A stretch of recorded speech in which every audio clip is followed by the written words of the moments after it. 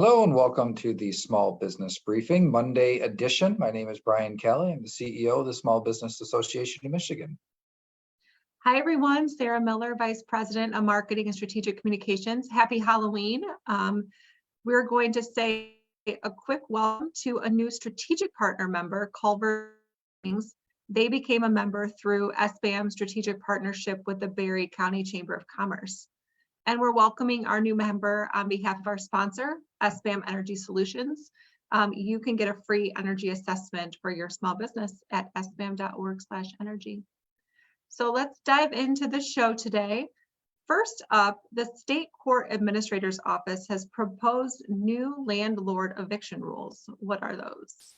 Yeah, this hasn't gotten a ton of attention, but unless you're in the business. So if you're a landlord, and this would apply to individuals, this is not like business tenants, but individual tenants for their residents. The State Court Administrator's Office has proposed new rules which would actually preserve some of the processes in place during the pandemic, and that's definitely not popular with people who lease out properties. And the reason for that is that a lot of landlords, a lot of property owners whose income is derived from people leasing out that space, have really felt like they've lost control of their properties. That the process when people decide not to pay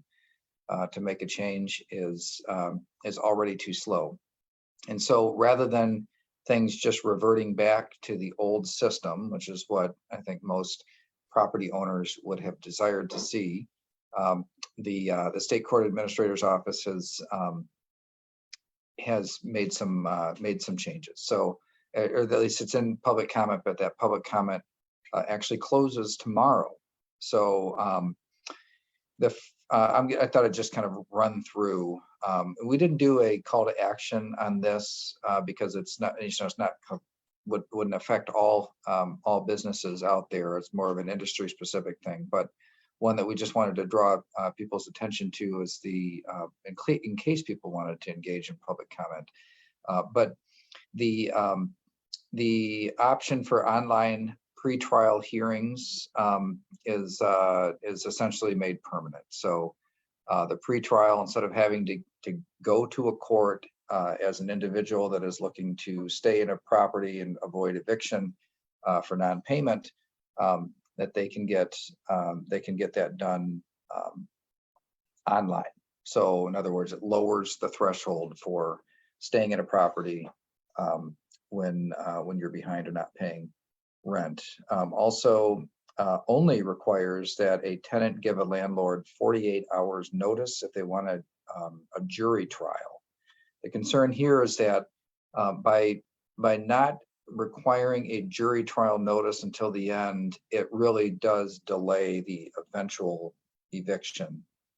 So you could really game, if you're a tenant that knows the rules and you want to stay as a non-payer for longer, then you could wait all the way up until 2 days, 2 days notice to say that you want a jury trial, which of course, selecting a jury that pushes it out further. And so you can kind of game the system, maybe get another month or two rent-free, being the concern. Also puts a requirement in the tenants be served in person if a landlord wants an immediate default judgment. Of course, serving people in person can prove challenging when people are looking to avoid accountability. And then the creation of at least a 7-day window between a pretrial hearing and a trial. So you can't just go, if some of these are just open and shut cases, but you can't just go from pretrial to trial, which some courts do. It would require another week. So again, extending out the whole process of an eviction for a non-paying tenant, just put all of these steps, make it take a little longer and a little longer, and it potentially could add up to months of additional time. And then the ability to get, and this is the one that I think is really a concern to landlords, is that a tenant can get an automatic stay of eviction if they've applied for rental aid. But the rules don't require that the tenant demonstrate that they qualify for any rental aid. It doesn't even require that they prove that they have applied. So all of these rules are very, tenant sided, but property owners are naturally concerned that after a few years of being stuck in a predicament where they don't have many options when it comes to non-payers. Of course, they got to pay their bills too, and mortgages that property owners owe on these properties, and it makes it particularly difficult. This set of proposed rules is meant to delay and head off evictions in the future, which of course is a noble goal, but it's not done so in a way where it's a win-win. This is a definite win-lose type situation for those who own properties. Here's one of the unintended consequences I think you might see from this: is if the court makes permanent rules that make it more difficult to evict, it would be a natural consequence of that decision that more landlords would raise their credit standards for those who are allowed to be tenants or accepted as tenants in the first place. And so what you might find is that where affordable housing is already difficult to find, that if you make it more difficult for those who have problems in their credit history, if you make it more difficult for a landlord to evict, I think it's a pretty logical assumption that fewer landlords will accept tenants that have questionable credit, therefore making lower income people with credit problems less likely to find a place to live. So it may end up causing more problem, causing the exact problem, in fact, that they're trying to solve. So just one of those areas where if you happen to be the owner of a property, the Michigan State Court Administrator's Office, they have open and public comment for one more day. These new proposed rules, I do believe that they will take in good faith the comments they receive back and consider them. So if you are a landlord, if you own property that is residential and leased out, I would encourage you to make a comment before it's too late. And I think it will be, I know some of the people over there in the State Court Administrator's Office, they're professionals. These aren't just like political people. Generally, I think they're people that work in the system tend to be career professional people. And I think that public comments will be taken seriously. So if you are a landlord of residential space, I'd encourage you to make a public comment in the next day. All right, thank you for that. Let's talk about wage inflation. A new report is out, and what have we learned? There's a lot of different inflationary measures out there. So we talk about the CPI, the Consumer Price Index, the headline inflation, and the core inflation. And then after that, there's one more report that always comes out last, and that's wage inflation. So it looks at wage inflation is kind of a subset of the other types of inflation. And this is the one that tends to be the stickiest, the hardest to change once it starts ramping up. And so the employment cost index from the Department of Labor and during the quarter from June to September, it climbed by 1.2%. And that's about what was expected by analysts. On a year-over-year basis, up 5%. And just for purposes of context, the 10 years pre-pandemic, it averaged 2.2%. So more than double. And so it's one of the reasons why you still see pretty aggressive action on interest rates, and it can take a long time for the interest rate increases to take hold, because it creates kind of a chain reaction.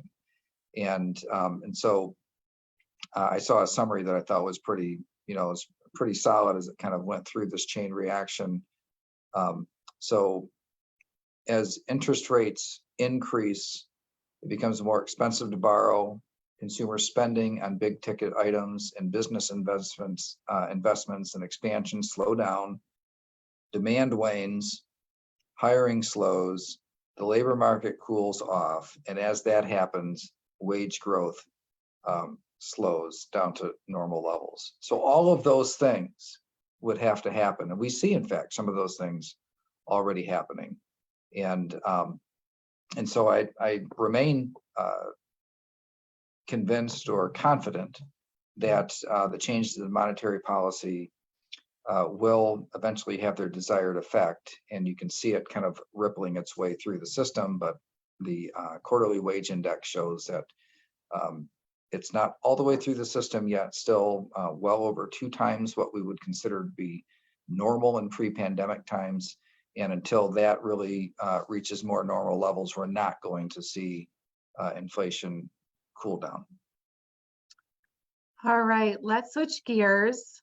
The election is just about a week away now, and final campaign finance reports are out. So what do those reports show us?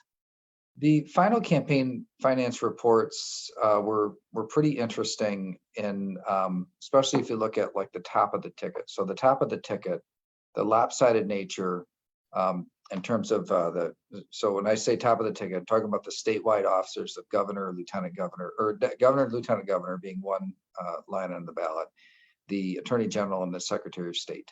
So those 3 campaigns have outspent their Republican challengers 7-1. 7-1 as we stand here just a week away, or a little over a week away. Really unprecedented to see that type of spending advantage. So been able to raise money from all over the country in order to embed that type of an advantage. The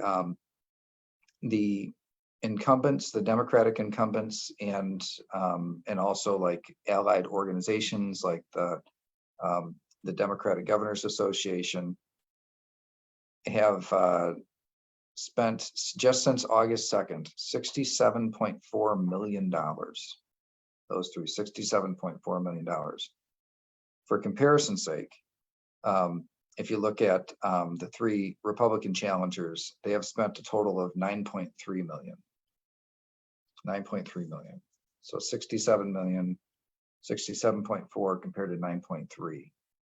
That's, I mean, I knew that there was a big gap between them, but kind of surprised at what it has accumulated to. Really huge numbers. And the biggest player is the Democratic Governors Association, putting in $28.9 million for incumbent Governor Gretchen Whitmer. Now, if you look at, though, just since just the 2 gubernatorial campaigns, Dixon and Whitmer, and what they raised into their candidate committees, it was a little bit closer in terms of overall spending, where Dixon raised about overall raised money. So Dixon raised $4.4 million into the campaign account. So this is not these outside groups where more money is spent, but just in their own campaign account, 4.4 million, and Governor Whitmer is like 4.7 million. So even though Whitmer was still higher, it was definitely closer, and you see naturally in terms of the dollars raised, it was a little closer in just the recent 6-week period of this campaign finance report. But that does show some momentum, and naturally as the race starts to tighten up a bit, you see that more additional money comes in. A few other things to make note of is, at the top of the ticket, even though there's this huge 7-1 kind of spending disparity, 2 of the 3 races appear to be in play. And at the top of the ticket, we saw over the weekend, President Obama came to Detroit And there are some hints that President Trump will be coming to Michigan sometime before the election to hold a rally here for his endorsed candidates. So having former presidents, by the way, both of those presidents coming are about firing up your base. So you have President Obama come and go to Detroit. Detroit is, 90+% Democratic in their vote. That's always the case in modern elections. But when you have somebody come to Detroit, they're not talking about persuasion. What they're trying to do is make sure as many people as possible of that voting block come out and vote. So they don't have to persuade them. They just got to get them inspired enough to go to the polls. Same with President Trump on the Republican side in places like Macomb County, but also places like Bay and County, Jackson, Calhoun, downriver area. So south of the city of Detroit, all the way down into Monroe, places like that, where President Trump comes in, it's about firing up that part of the base. So, they're not trying to, by having these folks come in, they're past the point where they're trying to persuade undecided voters or independent voters. That this is really about trying to get their base to show up as much as possible. Because when you have an incumbent that is at around 50%, but most polls show a little bit less than 50%, then the challengers are always going to see that as an opening. So a lot of attention being paid to Michigan, even more so than what it was in recent cycles. So all the way up and down the ballot, expect a lot of action, a lot of attention, and I would say this is probably, since I've been paying attention to politics, the one where the outcomes are most unclear. Usually by the time you get to this part of campaigns, you have a pretty good idea how everything's going to turn out. And at this point, nothing would surprise me. All right, so we've talked a lot about top of the ticket, but are there another race that people aren't talking about as much that you think we should keep an eye on? Yeah, let me give you a few that I think it would be interesting to that people ought to be paying attention to, but aren't getting hardly any attention. The first is the Attorney General's race. So you have incumbent Dana Nessel versus challenger Matt DePerno. Remember when I gave those lopsided fundraising numbers? It's even more so in the Attorney General's race. So Dana Nessel has outspent Matt DePerno 33-1. It's not a typo. I didn't misstate that. 33-1. That's the spending differential. Some of these statewide polls where they really cover mainly the governor's race, they also ask about the Attorney General's race.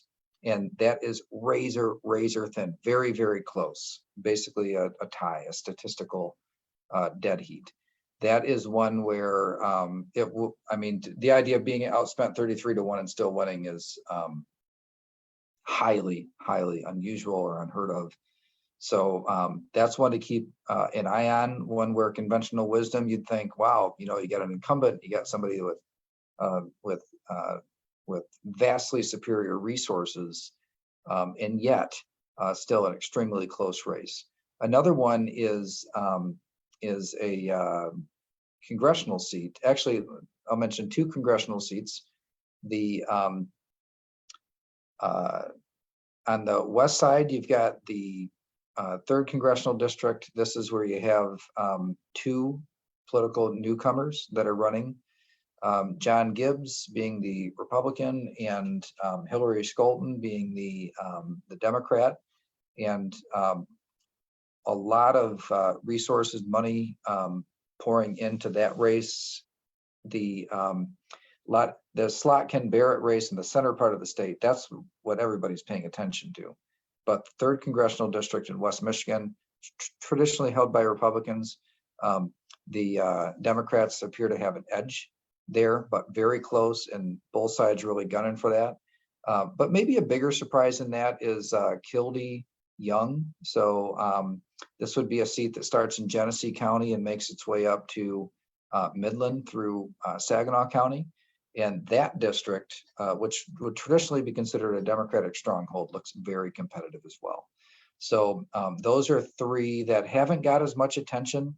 You know, the governor's race and in Congress, that Barrett-Slotkin race is getting all the attention.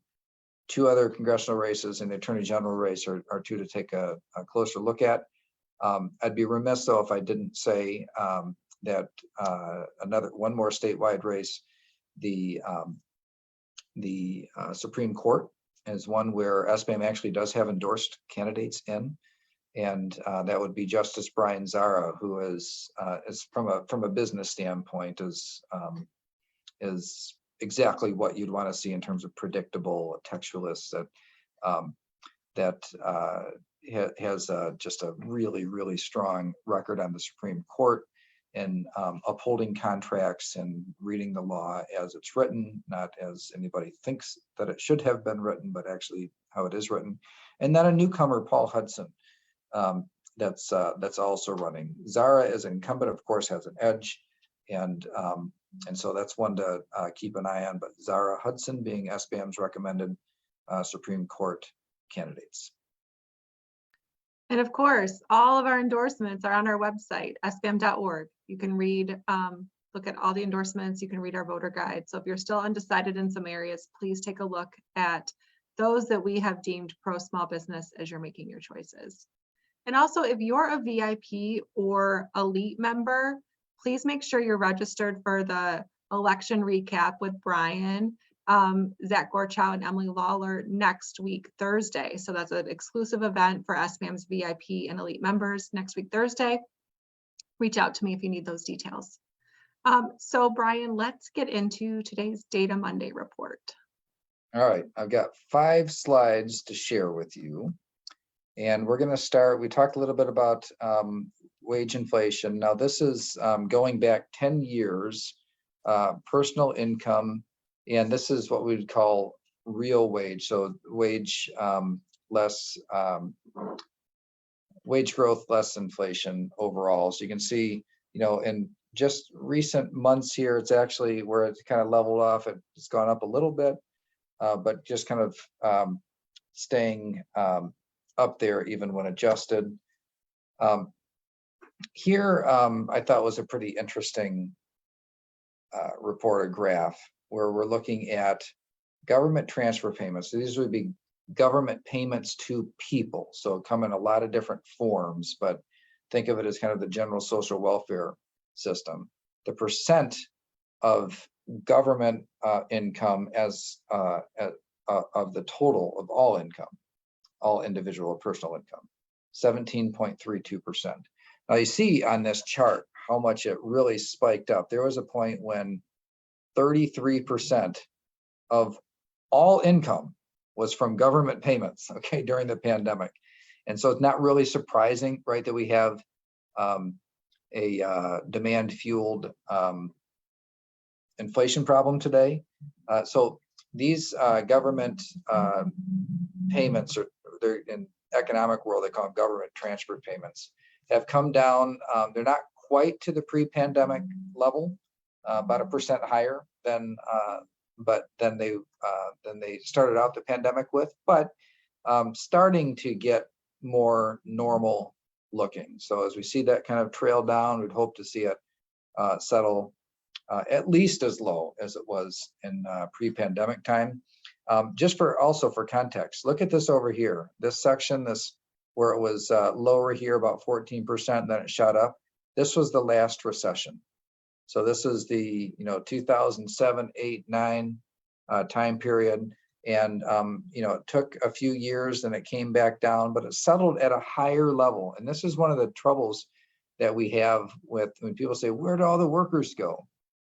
When more people kind of move to government assistance as being a regular way of life, even when the economy picks back up, you don't see the government assistance level settle down as low as it was before. And this chart goes all the way back to the 1960s.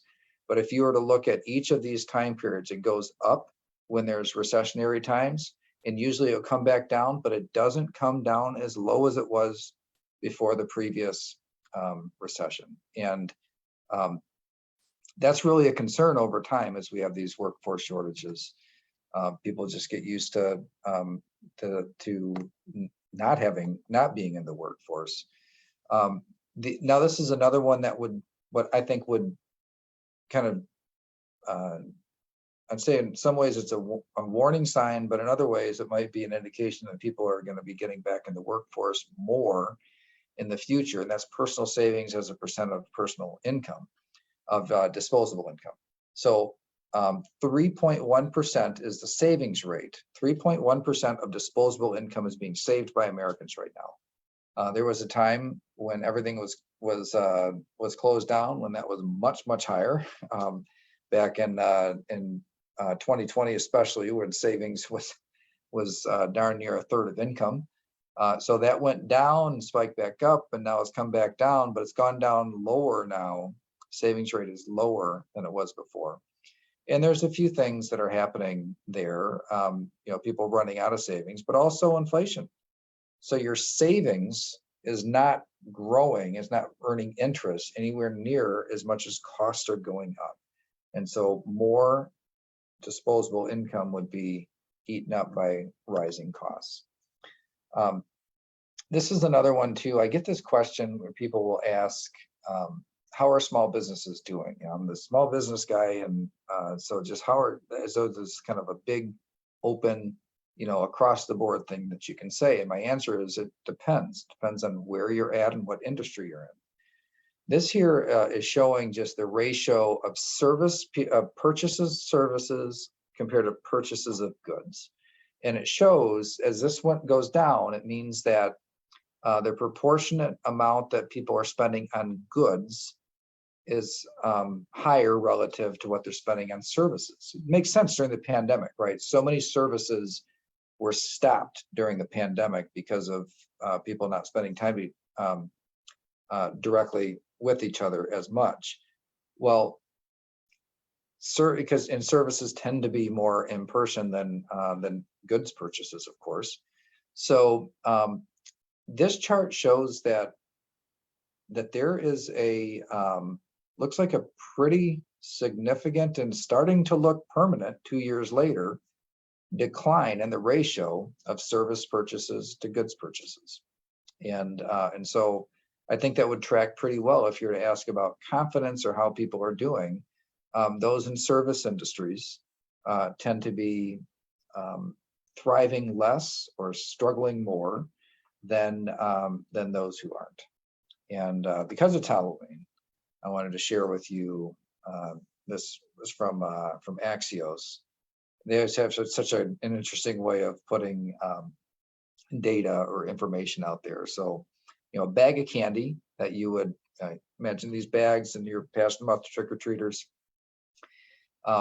These are the inflationary increases on each of those types of candies. So if you look at, Snickers and Reese's, those are more expensive and saw big increases, but not as big as Skittles and Starburst, which are less expensive, but saw massive inflationary increases year over year. So 2021 to 2022, if it feels like your budget was blown this year compared to what you normally spend on Halloween candy, well, Sarah, that's because Halloween candy is a lot more expensive this year. Just like everything else, I suppose. But I thought as long as we were talking about inflation, we'll jazz it up with a little bit of the Halloween spin to it. Well, I have good candy at my house. So I've got the Snickers, the Twix, the Skittles, the Starburst already. So I feel like I didn't want to be the bad neighbor. So I went all out this year, but we'll see how it goes. No, the kids know. The kids learn. There are houses that my kids say every year, like, no, I want to go to this street because this house and that house over there, they always give away the good stuff. 'Tis the season for the candy. All right, so we have a couple of events this week. We'll get through Halloween today, and then we have an owner-to-owner event Wednesday in Kalamazoo. And we have a couple of webinars this week as well, so you can learn more at sbam.org/events. And then we'll be back here on Thursday for the next edition of the briefing. Have a wonderful week. Yeah, on Thursday, everybody.